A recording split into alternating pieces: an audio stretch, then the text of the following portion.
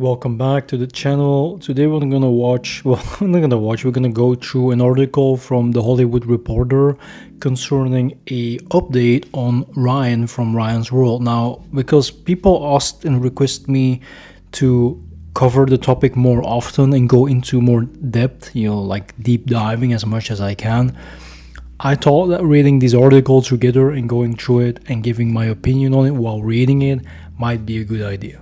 So let's start. He's got 83 billion views, but can 12-year-old Ryan Kaji open a movie? So, to update people who aren't aware, but that's probably not being the case, right? His dad created an animated movie, a cartoon, with Ryan being the main character, a superhero in spandex and a cape, saving his two sisters.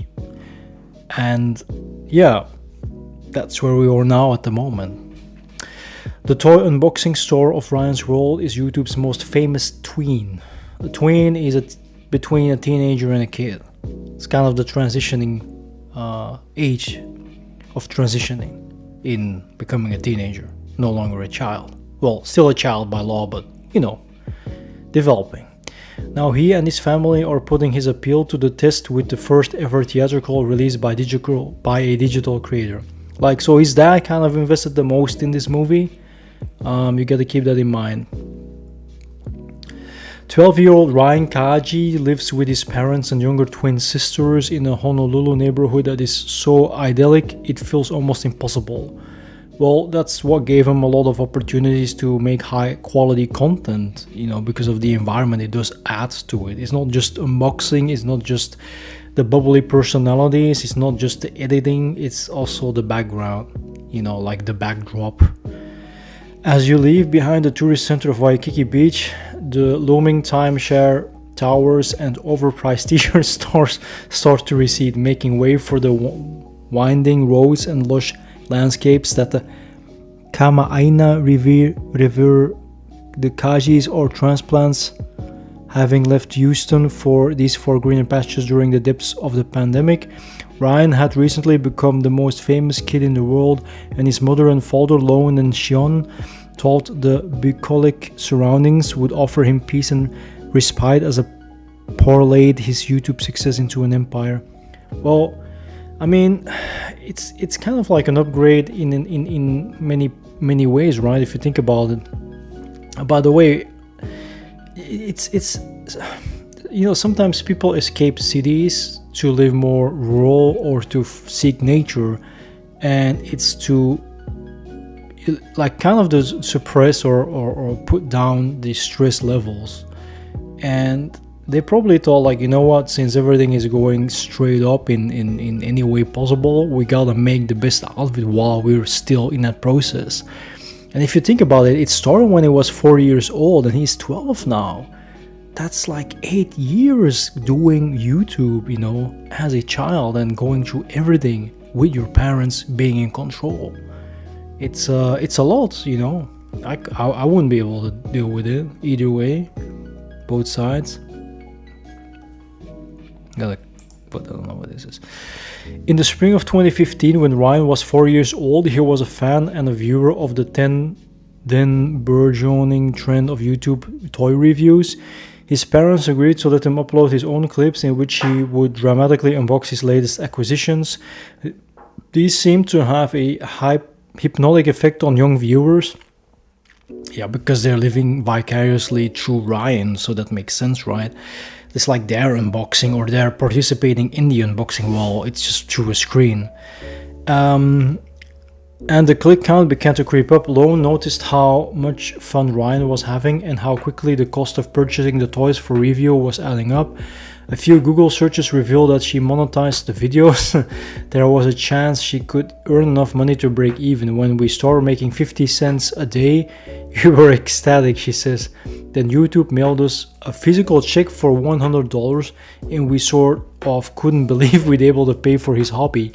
Now the brand known as Ryan's World has 83 billion lifetime views across its various YouTube channels, with 34 billion minutes watched at last year alone. Forbes has consistently listed Ryan among the highest paid YouTubers. The family won't discuss their financials because of safety, of course, but their net worth has been estimated in the 9 figures. The Kajis, who also act as Ryan's managers, Sean, an engineer, focuses more on the business, while Lone, a former high school chemistry teacher, oversees the children's education, brought Ryan's younger sister Emma and Kate into the fold, and launches their own production company, Sunlight. Sorry, I have to go back. Ryan seems to have little in common with the uber-famous child stars of linear TV. Sure, there are signs of his success. Their expansive, impressive home is far cry from the modest space where the family first launched the channel, and nearly every wall is decorated with the toys at the center of it all.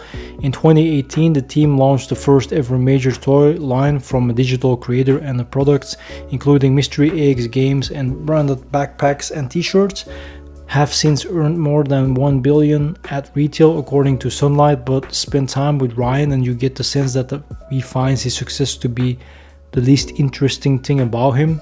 He attends an academical, rigorous school in Honolulu, and his days are packed with extracurriculars like Japanese lessons, skateboarding, tennis, and swimming. His favorite things about his side hustle: he answers with the adorable filial devotion and tween who has yet to rebel, getting to hang out with my family.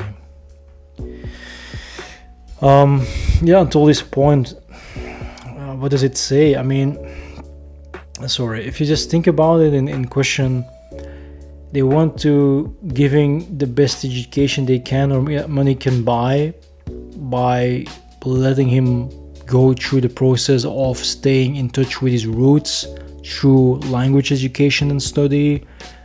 But you know, if you just think about it, a lot of things that they're doing, although it's with the best intent, pursuing, like thinking about his future, it's still a lot of pressure on a kid, on a tween, on a starting teenager.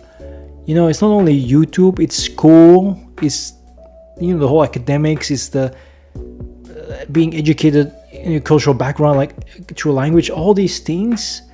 It's a lot for a child, you know. And I said it before and I'll say it again, I don't really feel like, I always say that let a child be a child, but if they already have to live this life, if they were like adults already at this age, it's sad. And all the years that, you know, like they would discuss and they would probably say like, oh no, you know, like what would he would be doing otherwise, wasting his time playing video games, hanging out outside, playing with friends, like not doing something that's productive as in the sense of an investment, because their mind is capitalistic, right? Cultural capitalistic establishment mindset. And that, like I said, that's a typical Asian parental way of dealing with things, and it can be beneficial, but it can also take away a lot. And like I said, the older he gets, it can go into two directions. Either he's gonna be resentful and he's gonna hate him for it, or he's gonna completely just give in until he just cracks, you know, like, because these things aren't meant to last. And I think as humans we should realize that at some point, and especially if you're talking about our own family, you know, and children. I don't know if it's the, here he is, look at him. I mean, if you just look at him, he's a handsome young man, you know, he's full of life, he's positive, but you can tell he's growing out of being just a kid, and all the things that comes with being a teenager is gonna take more, gonna be more front and center. And I don't know how they're gonna deal with it. You know, maybe they are not gonna make much of it, they're not gonna feed into it and give into it that much, they're just gonna stick to a program. But these needs, they will come about. I kind of feel like they wanna, you know, suppress it in a way, you know, like what is important now, that's what they should do, and everything else is just not relevant. And that's where I see errors, that's where I see problems arise in the near future. And I hope that they're gonna give in at some point, that and make way that he can decide for one time, not just by asking and trying to make it work, but by actually giving him his space, because it's like helicopter parenting if you think about it. Ryan Kaji started making YouTube unboxing videos in 2015 at the age of 4, and now the face of a brand with a value estimated at 9 figures. I don't want to say the amount, huh? The Kajis have mapped out business plan in 3 phases. Phase 1 covered their comparatively humble beginnings when it was just their family churning out videos and just Ryan at the face of it all. It kind of reminds me of Daddy 05 and stuff like that. They're currently a few years into a phase 2, which is marked by the addition of Emma and Kate Kaji, Ryan's 7-year-old sisters. It's good that he's not an only child, because that would have been even more problematic, you know, future-wise. Just to say, I mean, regardless of his personality, being an only child and having to go through this would have been way worse for his mental health and well-being. The eventual third phase will involve the addition of an even more on-camera talent. The Kajis have to also struck a lucrative partnership with Pocket Watch, a studio built kid-focused digital creators into full-on entertainment franchises. CEO Chris Williams, who spent decades working in the creator economy at brands like Maker Studios and Disney, launched Pocket Watch in 2017 after noticing a surge in popularity in kids and family content on YouTube and a subsequent decline in linear kid television. Well, yeah, that's where the shift, when the shift happened, and they just have to go with it, right? That's like riding the wave. That's what business is all about. I kept looking at the online kids talent and IP and wondered why aren't we expanding them in the same way we expand all these traditional brands, says Williams. When we met with the Kajis, Williams found that their goals mirrored his own aspirations.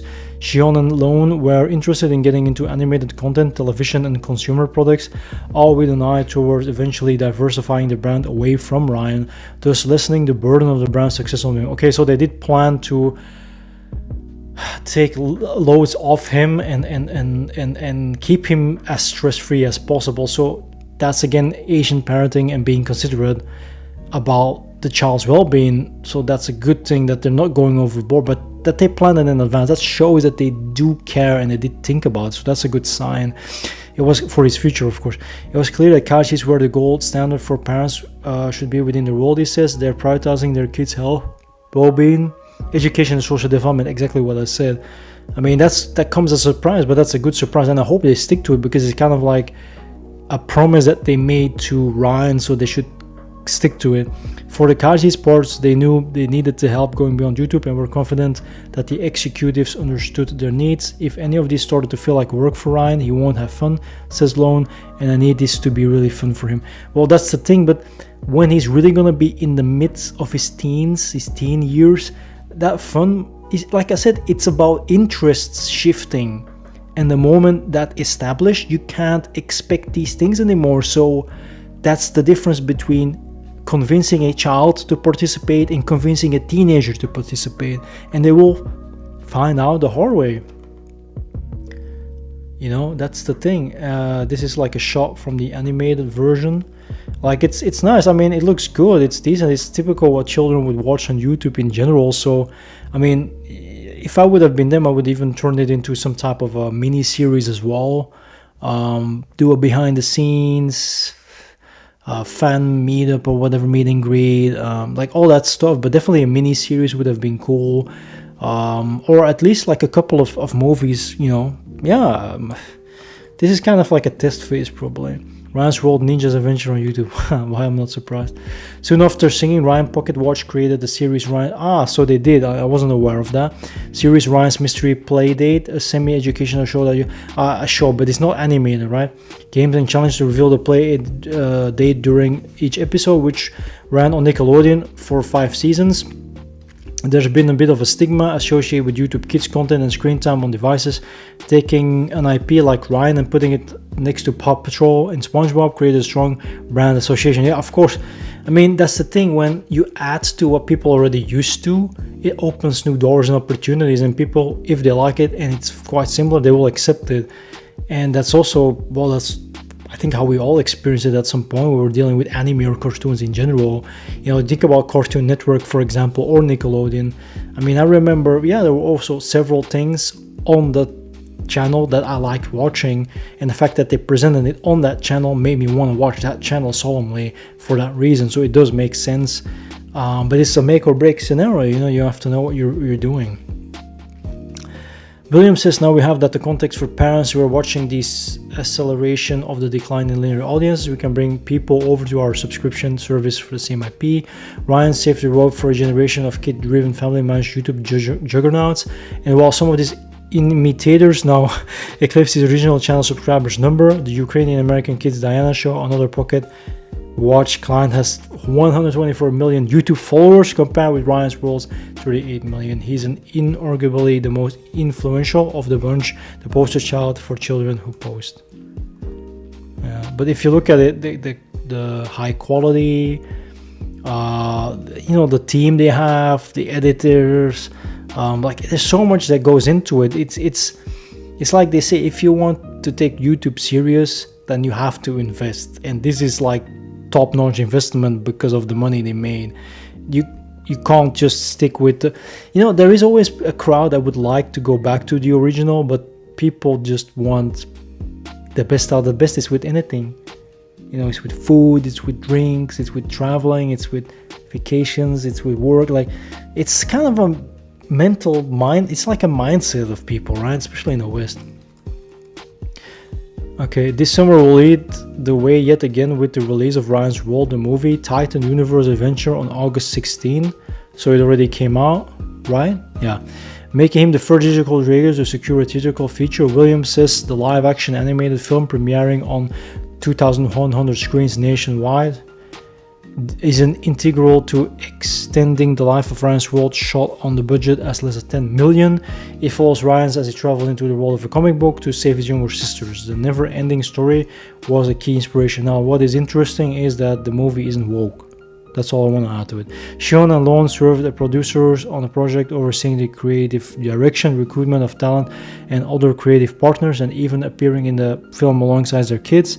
Sean also has popped up in Ryan's videos. They brought in Albie Hecht, head producer of the Nickelodeon show, to direct the live action portion, and hired Shin A Animations, the Japanese animation studio, behind the popular series Doraemon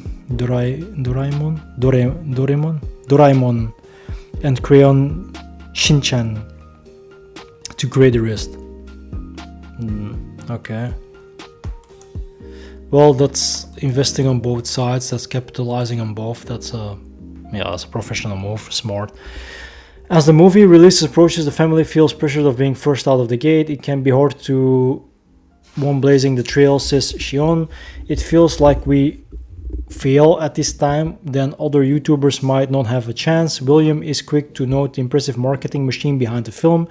In addition to this other service, Pocket Watch runs a division called Clockwork. Why does it all has to be with time? Which leverages the company's assets on behalf of traditional studio clientele. One of only handful of companies that Google has granted third-party and sales right to be able to serve directly into YouTube Kids, he says.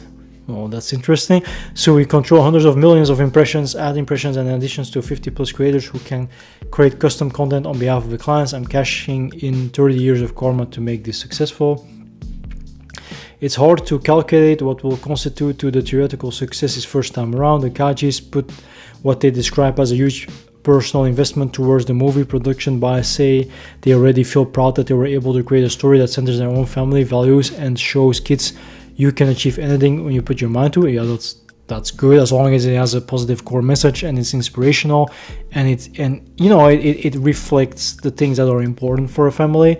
Yeah, then everybody can benefit from it, and I think that's something the world needs more, whether it's animated or not. You start out as just a YouTuber reviewing toys with $20 a week budget, and then years later you can be a movie star, says Sean.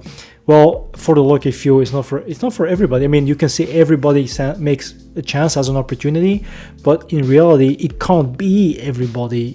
That's not how it works. Ryan says he had a blast making the movie and hitting the promotion circuit, including an appearance at the Kids' Choice Awards at the Bentonville Film Festival. It's giving him the chance to meet more of his fans, let them get to know him as a person. Plus, it just feels really cool that people are going to go to the movie theater to see something that I helped create. He adds, William and the Pocket Watch team says his film's relatively low budget means that the bar of success is impossibly high isn't, yeah, that's good. It's kind of because it's like a tryout. It's not inside out too. It's more like Paw Patrol. He says outcome and widely variable genetic options, but we're feeling fairly confident based on the data so far, and we'll know success when we will see it. Yeah, I mean, if it's the first time, you gotta try, you gotta see what's gonna happen. You know, you can't predict everything in advance. You can only go with whatever you can come up with if it comes to calculations and success rate. Ryan's role, the movie will also help usher in Kaji's third phase of the business plan, which is to find the next Ryan. Oh no, that's to keep it's like a snowball effect. Here, pre-teen now, and he's getting older. His core demographic stays the same age. The dynamic between Ryan and his fans has changed over time, says Shion. Initially, he was their best friend. He was someone they can relate to. Now he's a role model. His family is mindful not to let his lucrative career box him.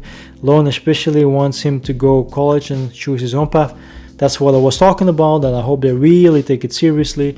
The Kajis have been auditioning on camera talent for the past years, looking for his kids with authentic, distinct energy, and most importantly, parents with ethics that line up with their own before they fully enter the third phase. Both the family and the executives at Pocket Watch seek to expand the business in ways that don't require more time or work from Ryan. By learning into animation, for example, and pushing further into the consumer products. Ryan's parents, however, are happy to keep as long as they need to. Shion says he derives great joy from the work, and his wife remains in disbelief that ways the business has allowed him to provide for the family. When Ryan started posting the unboxing videos and toy reviews, the financial hardship of raising 3 children were constantly looming now. In addition to their new Honolulu digs, they're easily able to cover private school tuition, price extracurriculars, piano lessons, and yearly winter trips to Japan. Shion was born in Tokyo, so the kids can practice snowboarding. We want the whole world to be their playground, he says. We try to make sure that to use this opportunity that just started on YouTube. Oh my dear Lord. Sorry for that, it's the cat. It's always when I'm recording that he has to talk as well. Maybe because I'm talking he wants to talk. But most of the time it's because he needs to go to the litter box, and then, you know, it's like complaining about it. We try to make sure that it's the opportunity that just started on YouTube. The kids ever take advantage. We want it all to come back to them. Yeah, sorry, I just got distracted. It's not because it's one meow, it's like meowing all the way. So, okay, that was it. Yeah, so the conclusion is very simple. If this movie blows up and it becomes a success, then they're gonna continue. They're gonna make probably more in the near future. The reason why they want to look for a new Ryan is just because they want to keep the franchise going. They want to keep that success. They want to be able to capitalize on it as long as they want. And they also realize that at some point Ryan might just not want to do it anymore. So that means they're very realistical and optimistical at the same time, and do not expect the most out of him when he decides to quit. So in a way, you can say they're still milking the cow and they still want to milk the cow, but they're not forcing Ryan to be the main character forever and ever more.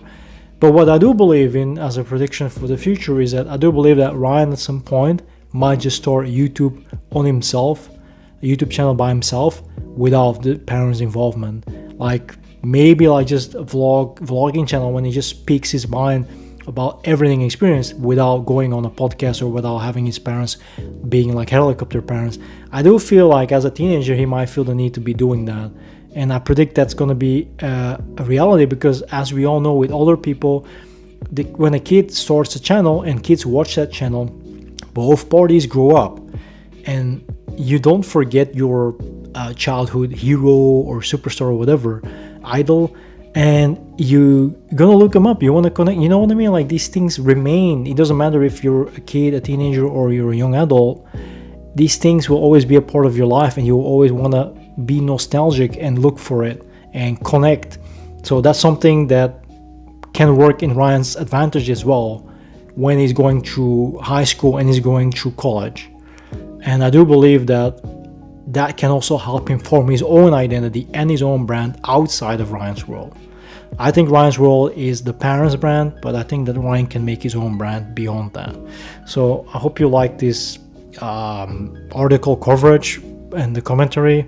If you like the video, I know it's a little bit different. Do like, do subscribe, do comment, share some extra info that I missed, that I haven't mentioned, that I haven't covered by reading the article, and let me know what you think about Ryan's life and the future, and if what is mentioned in the article doesn't like over glorify the parents' perception and ideals and the plans in the future, but that actually is truth and reasonable if it comes to Ryan's future and his mental well-being, his health, and everything comes with it as social life and stuff. Let me know in the comment section. Thank you for watching, and I'll be seeing you next time.